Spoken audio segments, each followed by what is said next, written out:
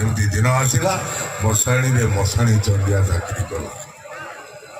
ସେଇଠି ସେ କହୁଛି ନାଟକର ଘଟଣା ତା ଭିତରେ ସବୁ ଘଟଣା ଗୁଡା ଘଟୁଛି। ତା ଘର ତା ଏମିତି ସବୁ ଧ୍ୱଂସ ହେଇଯାଉଛି।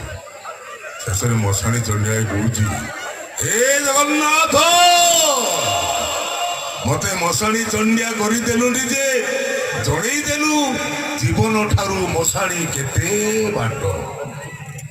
ଗରିବ ହେଇଥାଉ ବା ଧନୀ ଗଜଦନ୍ତ ପରଙ୍କରେ ଶୋଇଥାଉ ବା ଛିଣ୍ଡା ବସିଣାରେ ଶୋଇଥାଉ ସମସ୍ତେ ଦିନେ ନା ଦିନେ ଏଇଠିକି ଆସିବେ ମଶାଣି ଜୁଇରେ ଶୋଇବେ। ଏ ମଣିଷ ସବୁ ଚାଲିବାର ଶେଷ ଯଦି ମଶାଣି ସବୁ ସୁଖର ଶେଷ ଯଦି ମୁଠାଏ ପାଉଁଶ ତାହେଲେ କାହିଁକି ଗର୍ବ କାହିଁକି ଅହଙ୍କାର।